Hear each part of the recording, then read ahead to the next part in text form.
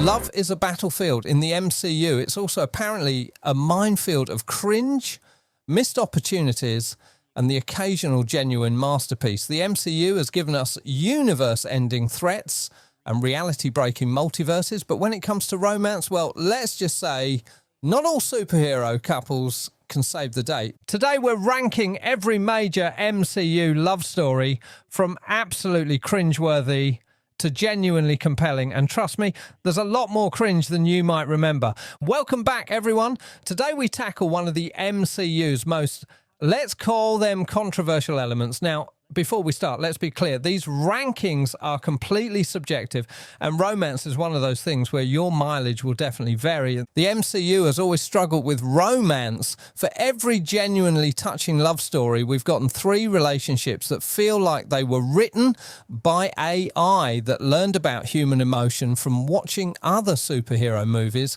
Some of these couples have incredible chemistry, others, well, let's just say some actors clearly didn't get the memo that they were supposed to be in love.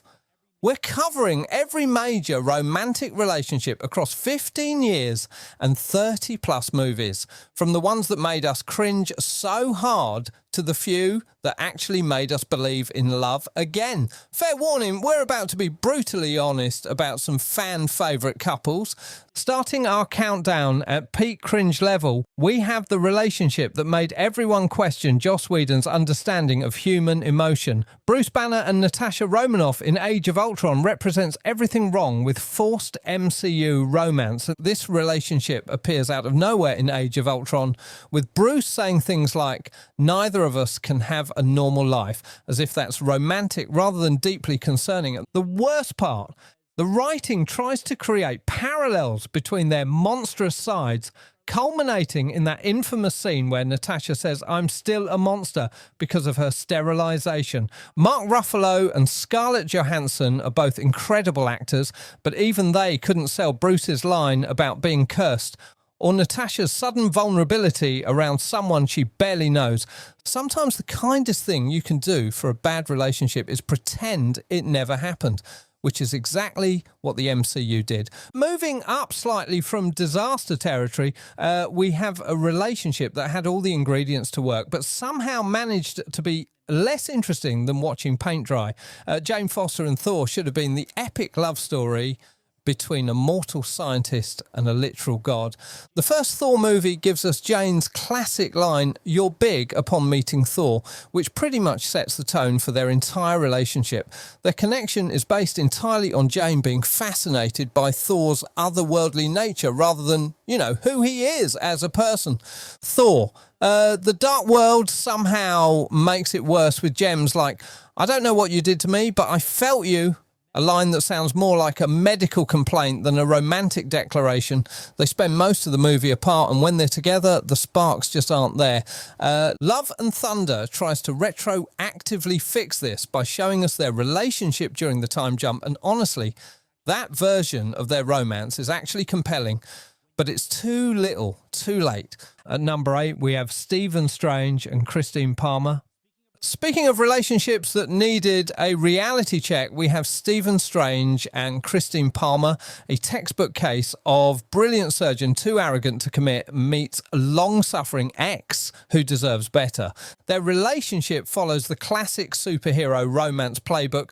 Successful man prioritizes career over love, loses everything, becomes hero, realizes what he lost. Stephen's line, "I love you," in the first film feels more like an obligation than a revelation. Benedict Cumberbatch and Rachel McAdams have decent chemistry, but the writing never gives them anything deeper than workaholic learns what matters.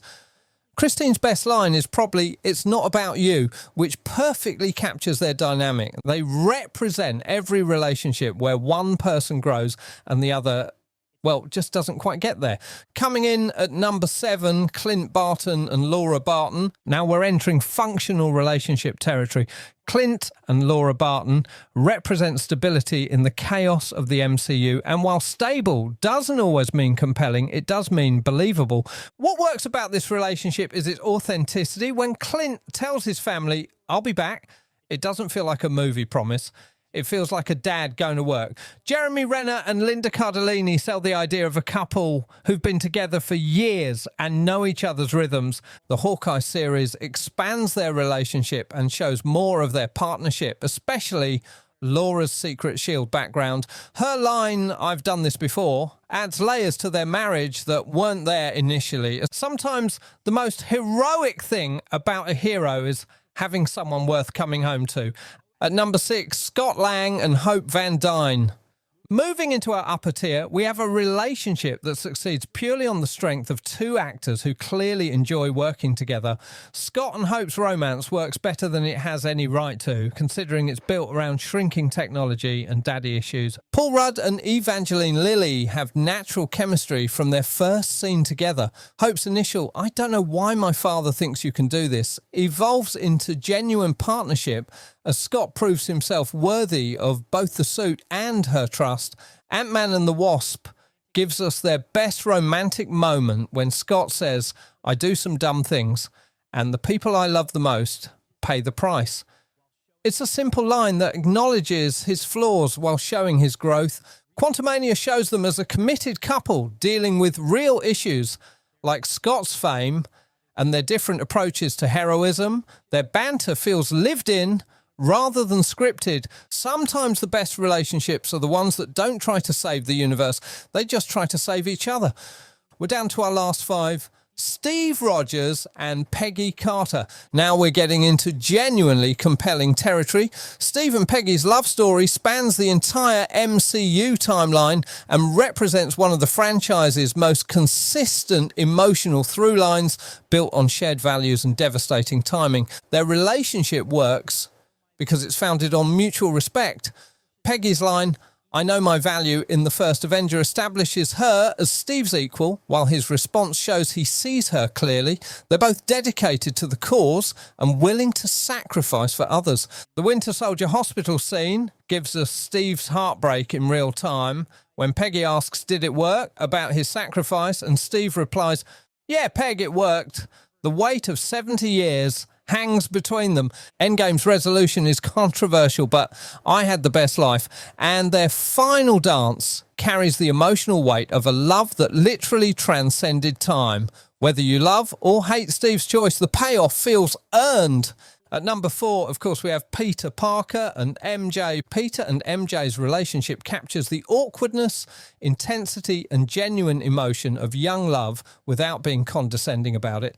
What makes this work is its gradual development. MJ's "I observe people" in Homecoming establishes her as someone who sees through facades, while Peter's growing attraction feels natural rather than forced. Far From Home gives us their best romantic development when Peter admits, "I'm Spider-Man," and MJ responds, "I know." It's not dramatic, and it's two people finally being honest with each other. No Way Home devastates precisely because we've watched their relationship grow. Peter's final choice to approach MJ at the coffee shop but walk away shows incredible maturity and sacrifice. Tom Holland and Zendaya's chemistry feels effortless because they make teenage love feel important rather than trivial. Our bronze medal goes to the relationship that anchored the entire MCU. Tony and Pepper's romance spans 11 films and 22 years of storytelling, showing us two people who genuinely make each other better while driving each other absolutely crazy. What makes this relationship compelling is its evolution across the entire franchise. They start with Pepper saying, "I don't know what I'm going to do if you don't come back," in Iron Man, establishing their connection before either admits it's romantic. Then the Iron Man trilogy develops their dynamic beautifully.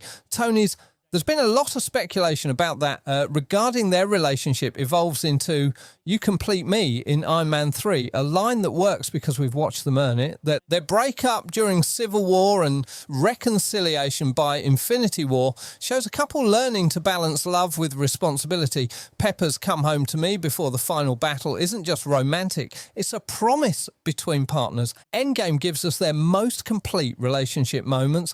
"I Love You 3000" becomes their private language, while Tony's "I had to put a ring on it" shows his growth from selfish playboy to committed partner and father. Their final goodbye, "We're going to be okay," You Can Rest Now represents the completion of Tony's arc from someone who couldn't commit to someone who gave everything for his family. Robert Downey Jr. and Gwyneth Paltrow created a relationship that survived PTSD, breakups, parenting, and ultimately Tony's sacrifice.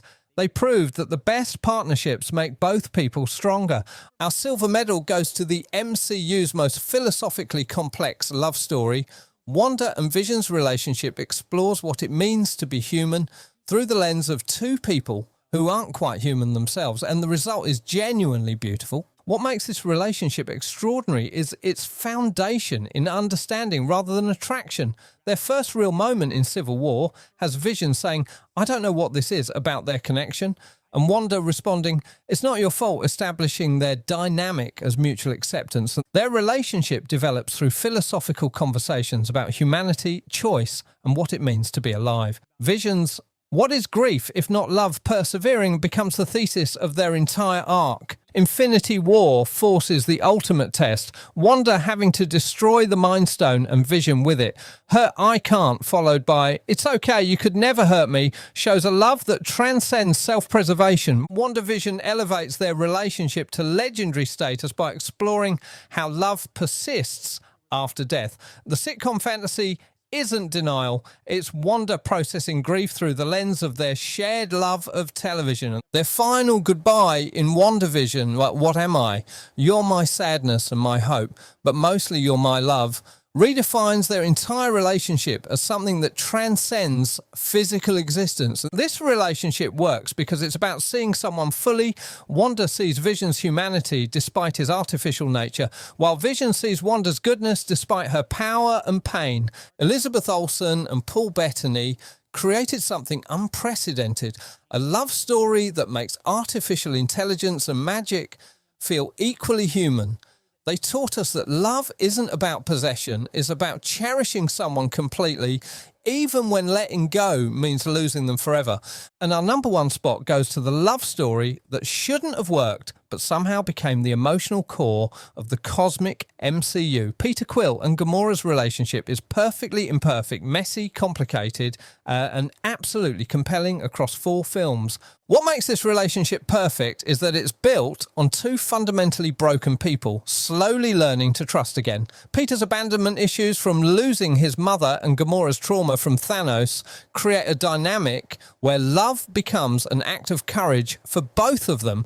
Their relationship develops through small moments, Peter sharing his headphones, Gamora almost taking his hand during "Come and Get Your Love," their dance that becomes about letting go of control and trusting someone else. Guardians Volume 2 deepens their connection by addressing the unspoken thing between them. When Peter says, "I'm going to make some weird shit about their relationship," it's perfectly them. Awkward, honest, and real. What makes their relationship compelling is that both characters have every reason not to trust anyone. Gamora was raised by a genocidal tyrant. Peter was abandoned by everyone he loved. Their love becomes about choosing vulnerability despite past trauma. Infinity War gives us their love confession at the worst possible moment. Peter's "I love you too" right before Gamora's death works because we've watched them carefully, slowly build something real across multiple films. This relationship earns the top spot because it's never easy or perfect. They fight, they misunderstand each other, they make mistakes, but they also see each other clearly, past the trauma, past the walls, past the fear of being hurt again. Peter and Gamora prove that the best love stories aren't about perfect people finding each other. They're about damaged people choosing to heal together, even when healing is terrifying. Chris Pratt and Zoe Saldana created a love story that feels lived in and real, proving that sometimes the best relationships are built on friendship, shared trauma, and the courage to be vulnerable with someone who understands your damage. They showed us that love isn't about completing each other, it's about choosing to grow together, even when you know it might not last forever. So there you have it, every major MCU love story ranked from cringe to compelling. Looking at this list, it's clear that the MCU's relationship with romance has been, let's call it, a learning experience. What do you think? Did we get these rankings completely wrong? Are you still traumatized by Bruce and Natasha's awkward farmhouse conversations, or do you think they deserve better writing? Are you Team Peter and Gamora for life, or do you think Tony and Pepper should have taken the top spot? Let us know in the comments which MCU love story hits you the hardest, for better or worse. And don't forget to subscribe for more deep dives into the multiverse. We've got plenty more controversial rankings coming your way. And hey, if this video made you want to rewatch the Peter and Gamora scenes again, or if you're now questioning every romantic moment in the MCU, we totally understand. Some love stories are worth the heartbreak and some are worth forgetting entirely. Until next time, keep believing in love, even when the writing doesn't. And remember, sometimes the best relationships are the ones that make you ugly cry in a movie theatre.